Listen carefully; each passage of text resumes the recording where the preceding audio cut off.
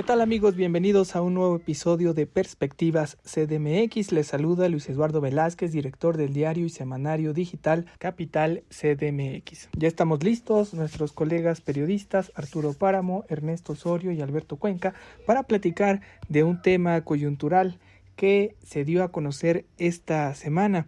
Un asunto muy importante que tiene que ver con el centro histórico de la capital del país, un lugar donde se ha venido perdiendo desde hace muchos años la seguridad. Como ustedes saben, desde que gobernaba el PRI, la capital del país, el centro histórico era una zona invadida por el comercio informal y que tenía muchos problemas y venía en una decadencia. A partir de ahí se empezó a recuperar esta zona tan importante de la capital del país, pero nunca se ha podido erradicar el problema del comercio informal y ello ha derivado también en la creación de mafias que afectan la calidad de vida de las personas que se encuentran en esa zona y sobre todo de quienes recurren como visitantes a este lugar emblemático de la Ciudad de México.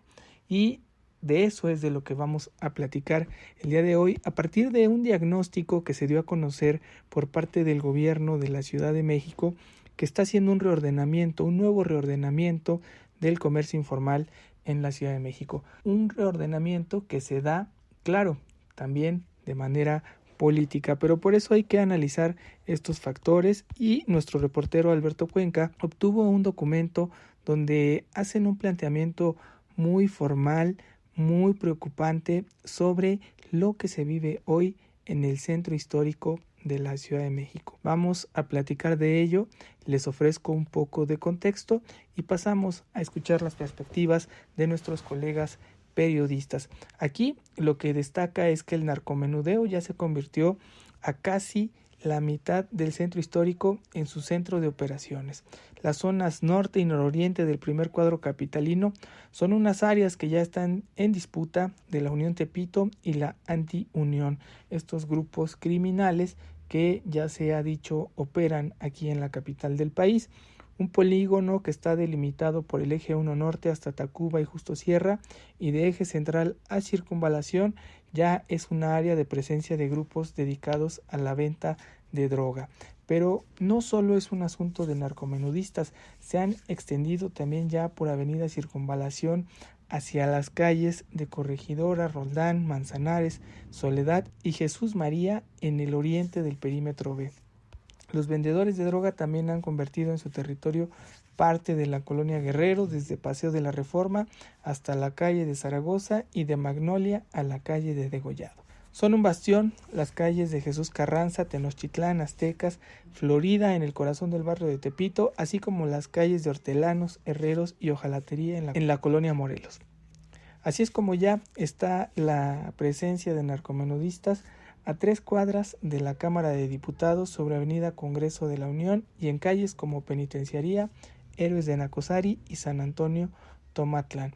Esto es lo que revelan estos datos oficiales que se dan por parte de la Subsecretaría de Programas de Alcaldías y Ordenamiento de la Vía Pública del gobierno de Claudia Sheinbaum. En su plan de trabajo tiene la intención de ordenar el comercio en vía pública en la zona centro y ahí se detalla que hay presencia de narcomenudeo, se han registrado 30 homicidios y 17 heridos durante las últimas 15 semanas, se acepta que la Unión Tepito y la Anti-Unión tienen una disputa por la venta de droga en esas zonas con la participación, lamentablemente, de jóvenes de entre 14 y 28 años. No obstante, se asegura que los delitos de alto impacto en la zona van a la baja en un 54% de 2019 a 2021, al pasar de 1.582 a 727 casos durante este periodo. Pero esto no termina ahí, también en el plan de trabajo se da a conocer un mapeo de calles que demuestran que hay trata de personas en la zona. Es el ilícito que más se ha extendido en los perímetros A y B del centro histórico y por eso la preocupación que se tiene en este lugar. Y un dato que es alarmante es que, de acuerdo con este informe, el robo a transeúnte y en transporte público se ha extendido por todo el perímetro B del centro histórico. Así como se refleja en este mapa, se tiene cercado a todo el perímetro A. Avenidas como Eje Central, el Eje 1 Norte y Circunvalación se han convertido ya en amplios corredores de operación de los delincuentes. Por eso es tan importante que platiquemos de este tema y de que lo pongamos sobre la mesa con nuestros colegas periodistas. Para iniciar esta plática, le damos la palabra a Arturo Páramo. Hola, ¿qué tal? ¿Cómo están? Para esta semana, pues este tema del Centro Histórico de la Ciudad de México a mí me apasiona porque en el Centro Histórico se concentra todo lo que es el ser mexicano y el ser capitalino. Es una zona en donde hay que concebirla como el mercado al menudeo y mayoreo más grande de México.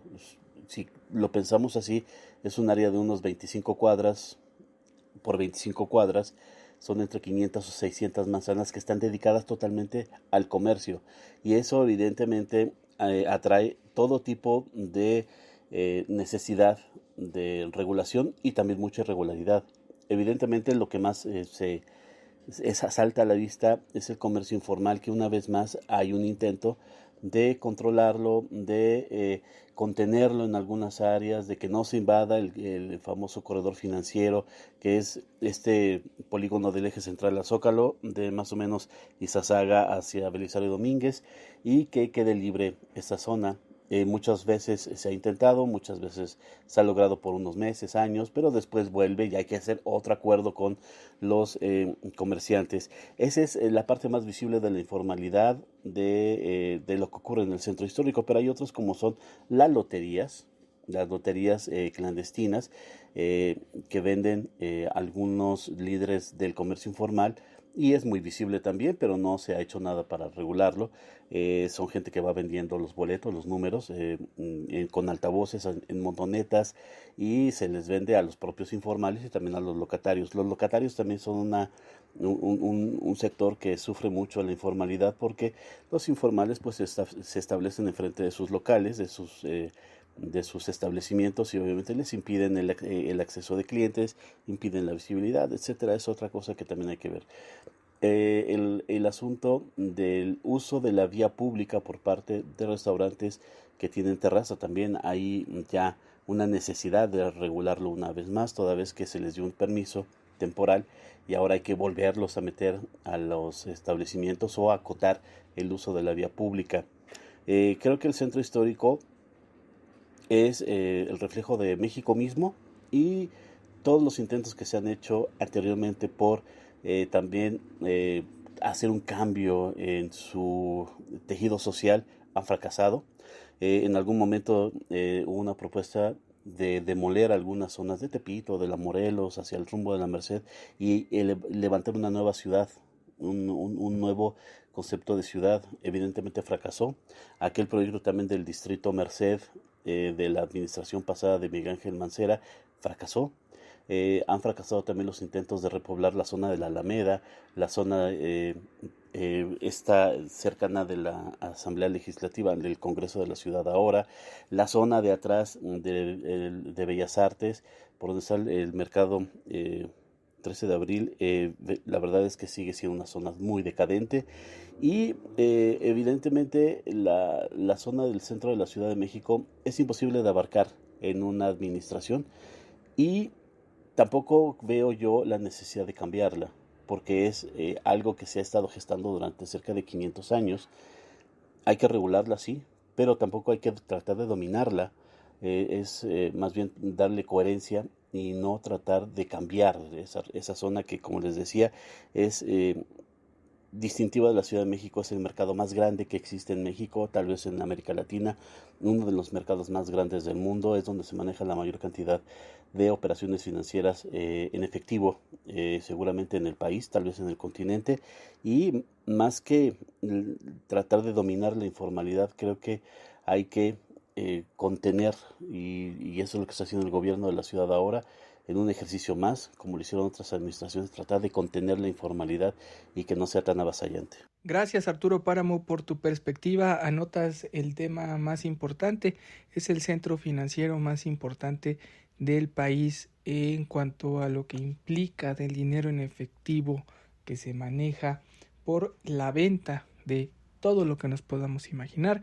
Ahí se encuentra y es un retrato y reflejo de México, que está aquí en la Ciudad de México muy presente, y quizá por ello nunca le ha alcanzado la vida a una administración para poder siquiera regularlos y poner en orden esta zona.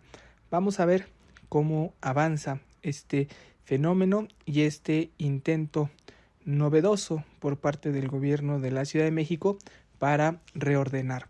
Y ahora vamos a darle el micrófono a un conocedor del comercio informal, del centro histórico y de cómo se mueven estos grupos de el ambulantaje y de mafias en el centro histórico de la Ciudad de México. Ernesto Osorio, director de Gaceta Ciudadana. Hola Luis, amigos de Capital CDMX. Bueno, pues el centro histórico siempre ha sido un punto importante para los jefes de gobierno, un reto y una asignatura pendiente que no pudo resolver ni Andrés Manuel López Obrador, ni Marcelo Ebrard, y tampoco el mismo doctor Miguel Ángel Mancera.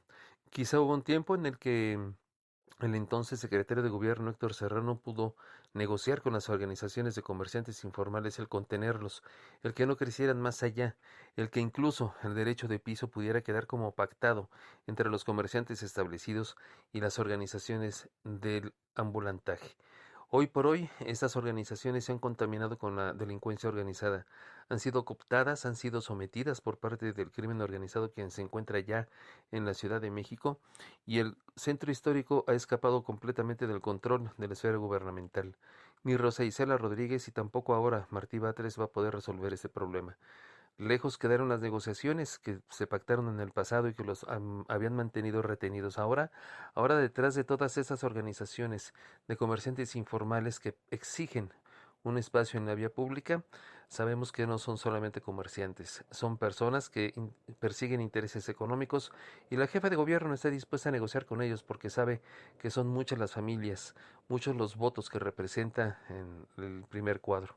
Así que seguramente la doctora Claudia Sheinbaum va a estar tratando de negociar con esas organizaciones de informales el hecho de que puedan estar en las calles.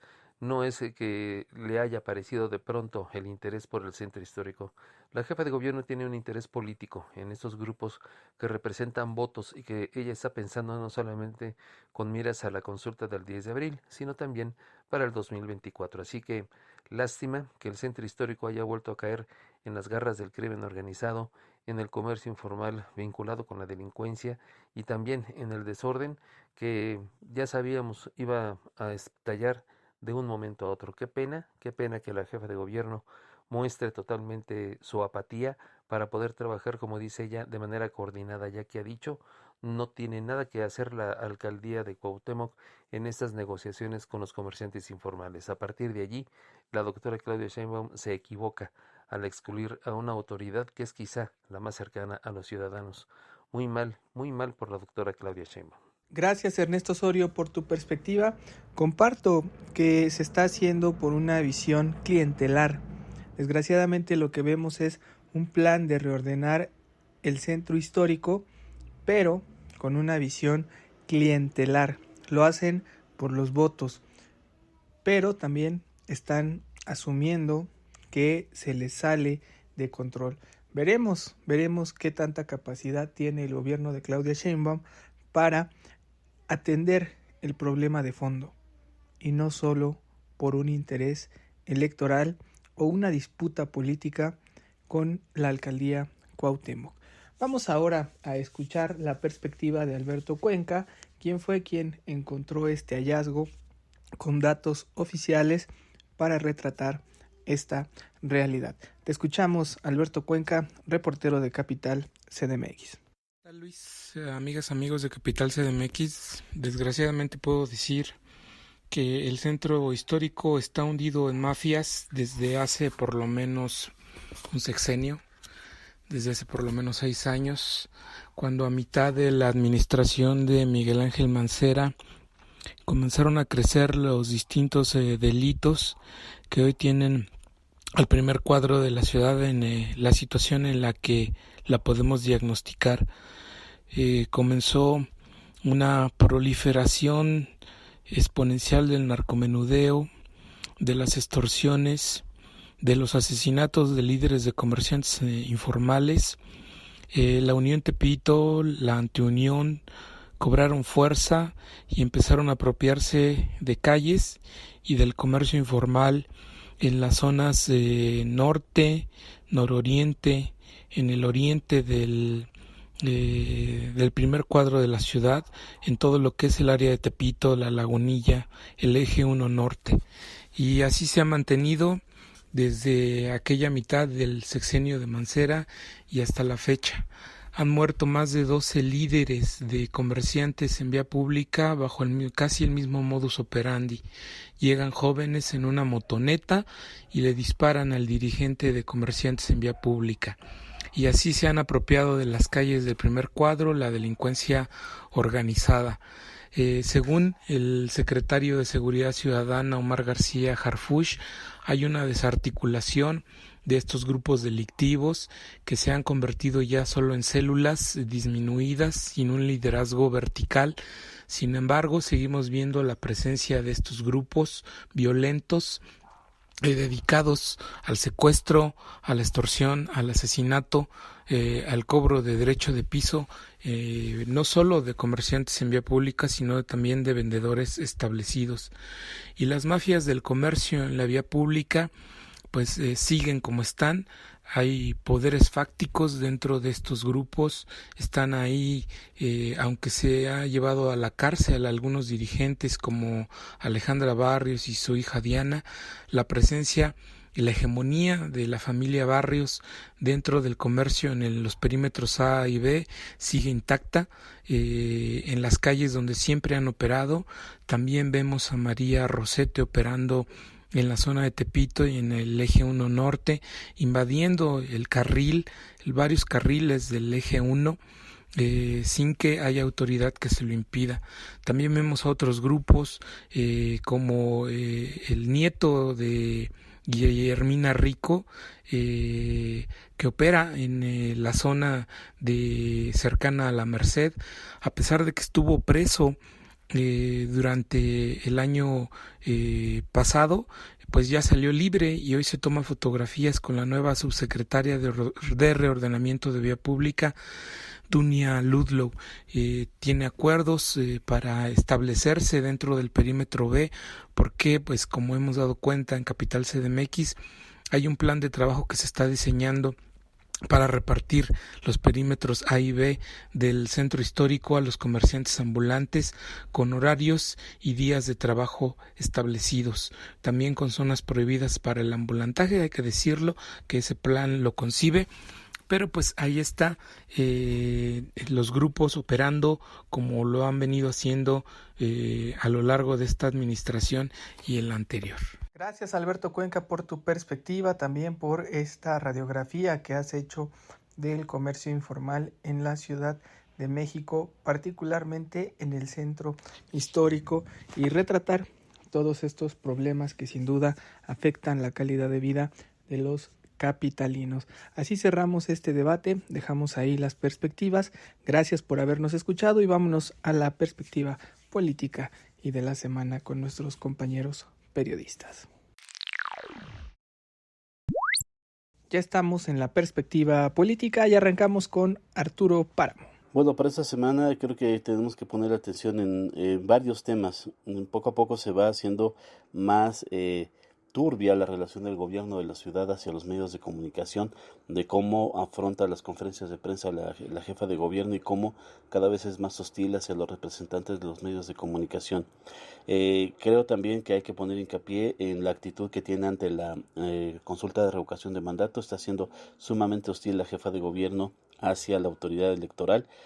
No ha quedado muy bien parada ella con sus mensajes en redes sociales y evidentemente va a seguir este activismo que surge desde la Presidencia de la República en favor de la revocación de mandato y en contra de las autoridades electorales, y también la relación que tiene con los alcaldes surgidos de partidos de oposición es algo a lo que hay que ponerle mucha atención, toda vez que ahí hay un conflicto muy fuerte y probablemente en los próximos días haya más noticias acerca de este de esta confrontación y enfrentamiento entre el gobierno de la ciudad y las alcaldías opositoras. Gracias Arturo Páramo por este panorama político y vamos a darle el micrófono a Ernesto Osorio, director de Gaceta Ciudadana, para que nos comparta su visión al respecto. Y en cuanto a la perspectiva, pues estemos muy pendientes de cuáles serán las actividades que próximamente lleven a cabo los alcaldes de Morena, que ya los vimos la semana pasada, pues cometiendo el grave error de llevar a unos ajolotes al canal de Xochimilco totalmente contaminado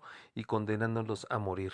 Ese tipo de acciones de proselitismo que hacen los alcaldes de Morena van a seguir seguramente la siguiente semana con tal de promover la revocación de mandato y violar así la veda electoral como lo han estado haciendo, y por parte de los alcaldes de la oposición pues también saber con qué actividad van a salir adelante y mantenerse firmes en una postura en contra del gobierno de la ciudad y de las arbitrariedades que se cometen.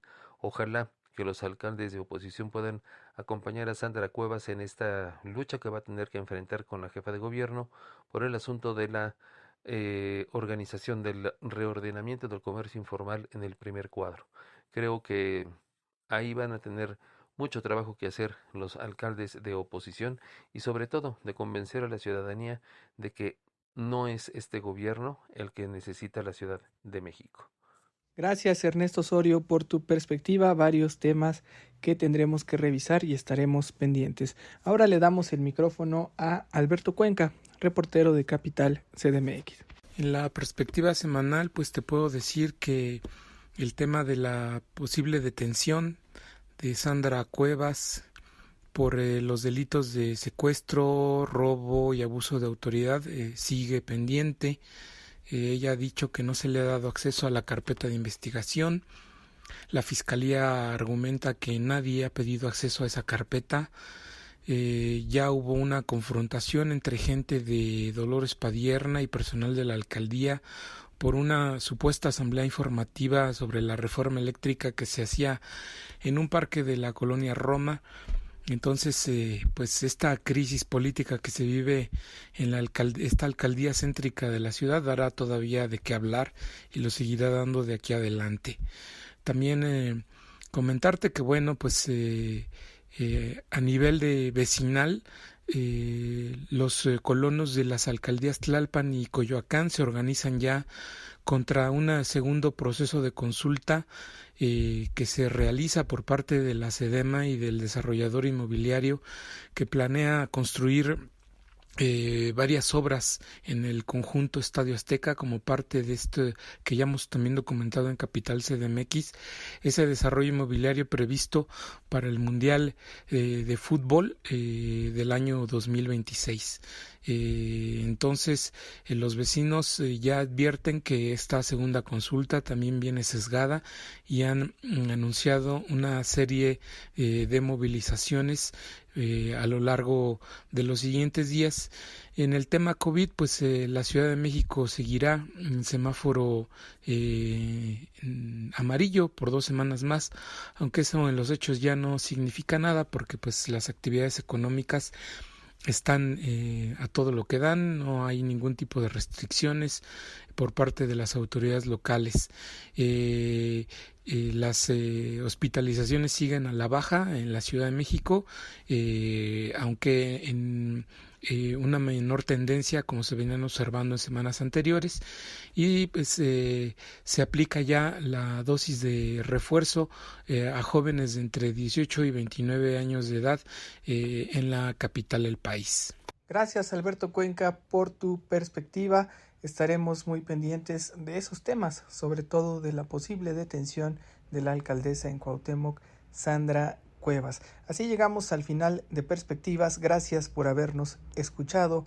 Se despide de ustedes Luis Eduardo Velázquez, director del diario y semanario digital Capital CDMX. Abrazos, no periodicazos.